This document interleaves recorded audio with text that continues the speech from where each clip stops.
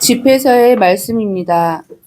지혜는 자신의 아들들을 키워주고 자신을 찾는 이들을 보살펴 준다. 지혜를 사랑하는 사람은 생명을 사랑하고 이른 새벽부터 지혜를 찾는 이들은 기쁨에 넘치리라. 지혜를 붙드는 이는 영광을 상속받으리니 가는 곳마다 주님께서 복을 주시리라. 지혜를 받드는 이들은 거룩하신 분을 섬기고 주님께서는 지혜를 사랑하는 이들을 사랑하신다. 지혜에 순종하는 이는 민족들을 다스리고 지혜에 귀 기울이는 이는 안전하게 살리라. 그가 지혜를 신뢰하면 지혜를 상속받고 그의 후손들도 지혜를 얻으리라.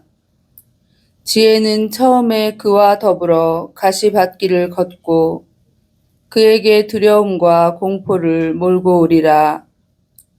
지혜는 그를 신뢰할 때까지 자신의 규율로 그를 단련시키고 자신의 바른 규범으로 그를 시험하리라. 그러고 나서 지혜는 곧 돌아와 그를 즐겁게 하고 자신의 비밀을 보여주리라. 그가 탈선하면 지혜는 그를 버리고 그를 파멸의 소나기에 넘기리라. 주님의 말씀입니다. 주님 감사합니다. 주님, 당신 가르침을 사랑하는 이에게 평화가 넘치나이다. 주님, 당신 가르침을 사랑하는 이에게 평화가 넘치나이다. 당신 가르침을 사랑하는 이에게 평화 넘치고 그들 앞에는 무엇 하나 거칠 것이 없나이다. 주님, 당신 가르침을 사랑하는 이에게 평화가 넘치나이다.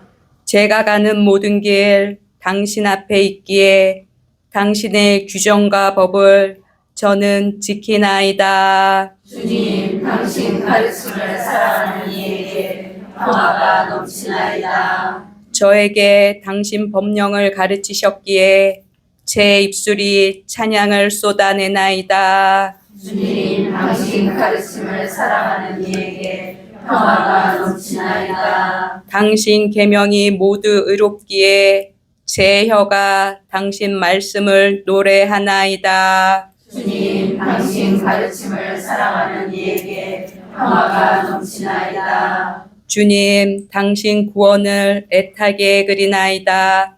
당신 가르침이 저의 즐거움이옵니다. 주님, 당신 가르침을 사랑하는 이에게 평화가 넘치나이다. 이 목숨 살려 당신을 찬양하게 하소서. 당신 법규로 저를 도와주소서. 주님, 당신 가르침을 사랑하는 이에게 평화가 넘치나이다. 알렐루야. 할렐루야. 주님이 말씀하신다. 나는 진리요, 나는 길이요, 진리요, 생명이다. 나를 통하지 않고서는 아무도 아버지께 갈 수 없다. 할렐루야. 주님께서 여러분과 함께 또한 사제의 영과 함께 마르코가 전한 거룩한 복음입니다. 주님 영광 받으소서.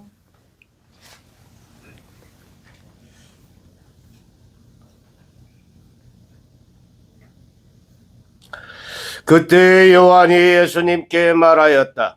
스승님, 어떤 사람이 스승님의 이름으로 마귀를 쫓아내는 것을 저희가 보았습니다. 그런데 그가 저희를 따르는 사람이 아니므로 저희는 그가 그런 일을 못하게 막아보려고 하였습니다. 그러자 예수님께서 이르셨다. 막지 마라. 내 이름으로 기적을 일으키고 나서 바로 나를 나쁘게 말할 수 있는 사람은 없다. 우리를 반대하지 않는 이는 우리를 지지하는 사람이다. 주님의 말씀입니다. 그리스도님 찬미합니다. 신앙생활은 우리가 바보가 되기 위해서 하는 거 아니죠. 네. 지혜로워지기 위해서 하는 거죠. 네. 그러면 뭐가 지혜로운 거예요? 아는 게 지혜로운 거예요? 모르는 게 지혜로운 걸까요?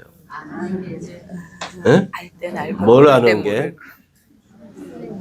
뭘 아는 게 지혜로운 걸까요? 말씀이요. 어떤 말씀이요? 주님의 말씀. 예, 주님의 말씀입니다.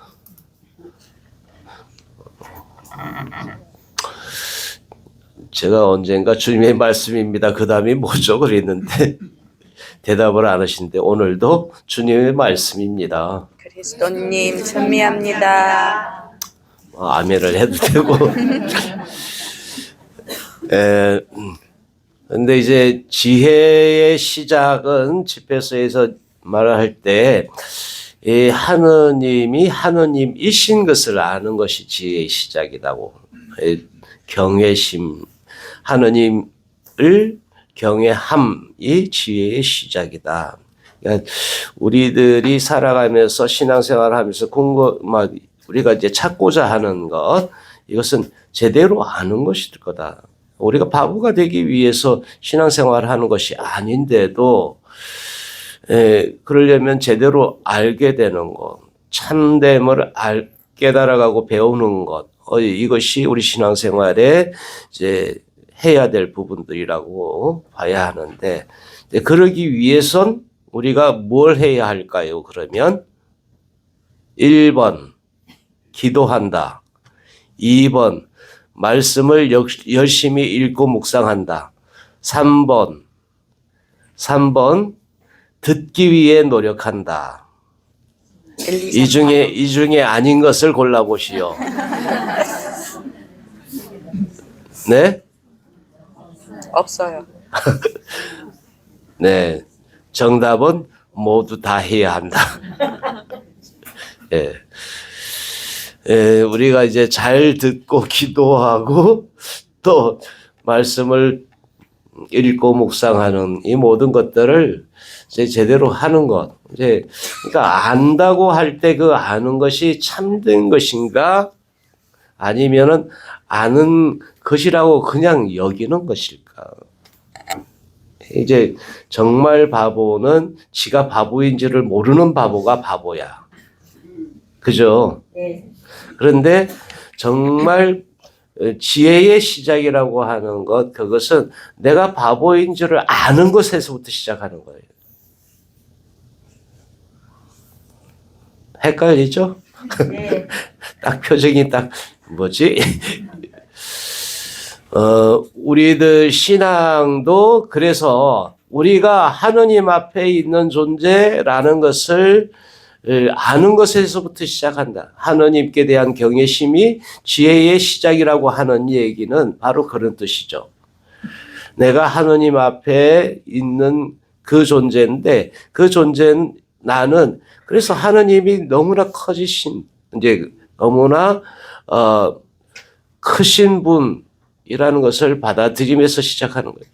내가 내 마음대로 모든 것을 할 수 있다가 아니라 하느님 앞에 있는 나로서 그것을 받아들이는 것이 신앙생활의 시작이다. 또 지혜의 시작이기도 하다. 그러니까 하느님이 큰 틀에서 모든 것들을 이끌어 가시고 또 하실 것에 대한 믿음을 전제로 한다라고도 볼 수가 있어요. 우리의 믿음이 그래서 내 마음대로 안 된다고 에이씨 이러고 이렇게 때려 엎어버리고 이러는 것은 바보 같은 짓이다. 그럴 때 우리가 해야 될 것은 그러면 우리는 어떻게 해야 합니까? 우리는 어떻게 해야 합니까? 이제 그 길을 묻는 사람. 한편에서 보면은 기도한다고 할 때 이거 기도는 끊임없이 우리가 가야 할 길을 묻는 물음일 수도 있어요. 이게 기도예요. 내가 어디로 가야 할지를 이제 종종 잃어버리고 방황하고 헤매고 있을 때 그때 주님 나에게 길을 알려주십시오. 내가 가야 할 길을 알려주십시오. 그걸 보여주십시오. 이렇게 이제 기도하는 것이죠. 그래서 내가 길을 잃어버렸구나라고 여기는 것도 또 지혜예요.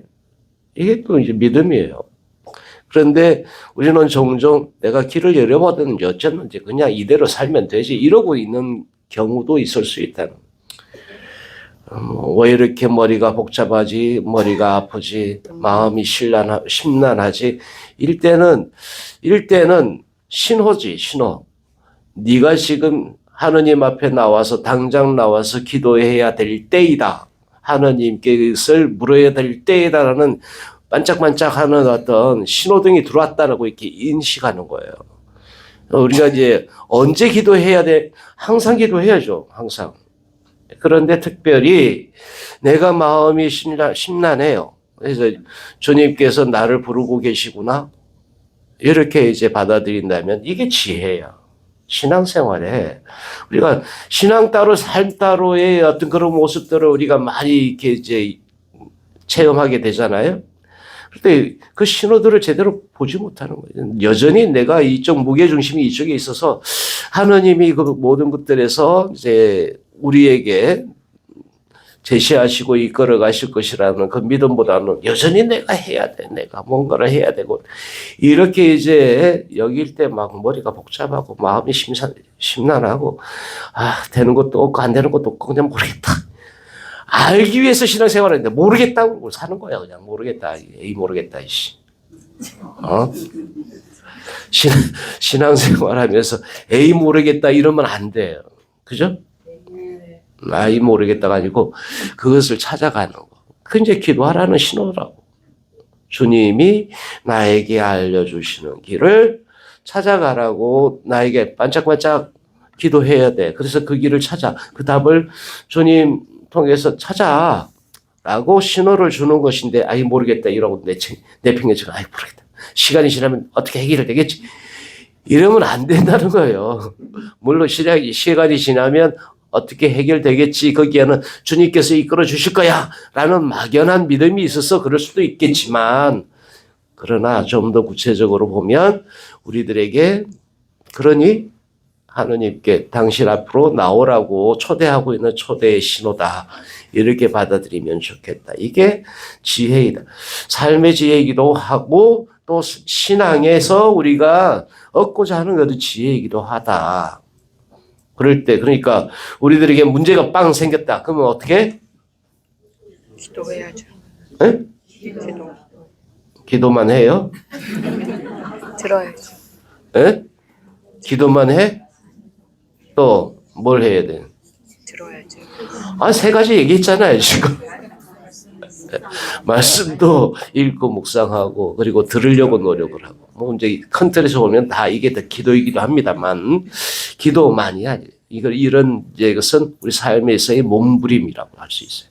뭔가의 시도도 하고 이런 행동적인 실천적인 어떤 그런 시도들을 하는 것을 의미합니다. 네, 어쨌든 우리 신앙생활은 바보가 되기 위해서 하는 것이 아니다. 그죠? 네. 바보가 되기를 원하는구나. 우리는 신앙생활 하면 할수록 더 영민해져요. 그래서 늘 주님은 깨어있으라고 그러잖아요. 예? 깨어있다는 의미가 뭐냐. 주님께서 우리들에게 신호를 반딱반딱하고 주실 때 그때 바로 즉시 주님께서 나를 부르고 계시구나. 이렇게 깨어있는 거예요. 신앙생활을 하면 할수록 그래야 돼. 근데 이제 세상이 어지럽다고 우리가 할 게 아무것도 없다고 여겨질 때도 그때 우리가 할 수 있는 게 있죠. 네. 할 수 있는 게 있어요. 그죠? 네. 뭘 해야 되죠? 말씀 들음. 네. 맞아요. 이게 틀린 답이 아니에요. 그러나 이제 좀 더 이제 구체화해 나가는 그런 노력도 필요하다. 오늘 복음에 나오는 이 제자들의 얘기 어떤 상황이었을까 좀 이제 떠올려 보면 자기네들이 예수님께 위임받은 대로 이렇게 막 하려고 하는데 저 옆에서 다른 데서 개업하고 이제 장사를 하고 있는 거예요. 아니, 쟤들은 뭐야?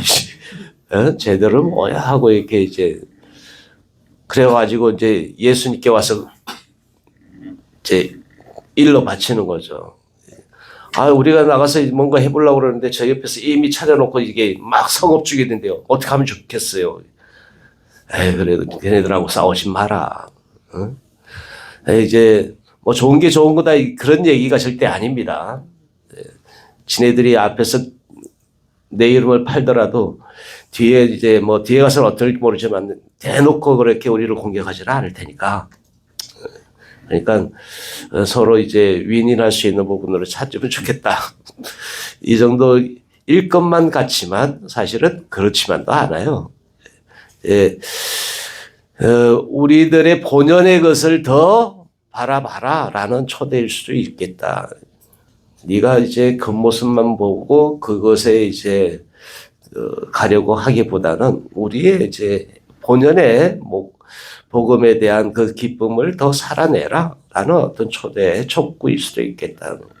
우리들 신앙생활 하면은 이 유사한 부분들이 오늘날 우리가 이렇게 이제 여겨볼 수도 있어요. 천주교 성당이 딱 있는데 저 앞에 개신교 예배당이 딱 세워져서 저희들은 어떻게 해야 되나? 어떻게 해야 돼요? 잘하라고 계속 잘하라고 부족해서. 다만 하느님의 뜻이 그 안에서 제대로 이렇게 드러날 수 있게 되기를 기원하고 우리가 우리로서 더 복음적인 삶을 살아야 되지 않나요? 지네들은 예배당 잘 된다고 배 아파해서 되겠어요? 아니라는 거예요. 우리가 더 복음적인 삶을 더 살아낼 필요가 그 안에는 있는 것이죠. 그런 부분으로 우리가 이제 주님의 말씀을 왜곡해서 듣기보다는 있는 대로 그 본 의도를 잘 받아들이고 또 이제 그 말씀을 알아듣는 것도 이게 필요하지 않는가. 우리는 신앙생활을 바보가 되기 위해서 하는 것이 절대 아니다. 그죠? 네. 그러니까 바보가 되어서는 안 돼요. 계속 그런 주님이 우리들에게 주시는 그 신호들에 깨어 있어야 되고 그래서 즉시 그래서 응답할 수 있어야 되고 또 그래서 그 뜻이 무엇인지 계속 그래서 끊임없이 묻는 그 기도를 해야만 한다. 일상 안에서 그것이 우리들의 삶의 이제 습관처럼 되어 있다면 우리는 정말 지혜로운 사람이 될 수 있다. 응? 말로만 이론적으로만 머리로만 하는 신앙이 아니라 실제 삶에서 그렇게 살아내려고 하는 것이 될 때라야 살아있는 신앙이 될 수 있잖아요. 머리로만 마음으로만 하는 그런 신앙이 아니라 살아내는 신앙이 되었으면 좋겠어요. 살아있는 신앙. 우리는 그래서 일상 안에서 살아있는 신앙으로 주님을 증거하는 우리가 될 수 있기를 기원합니다. 아멘.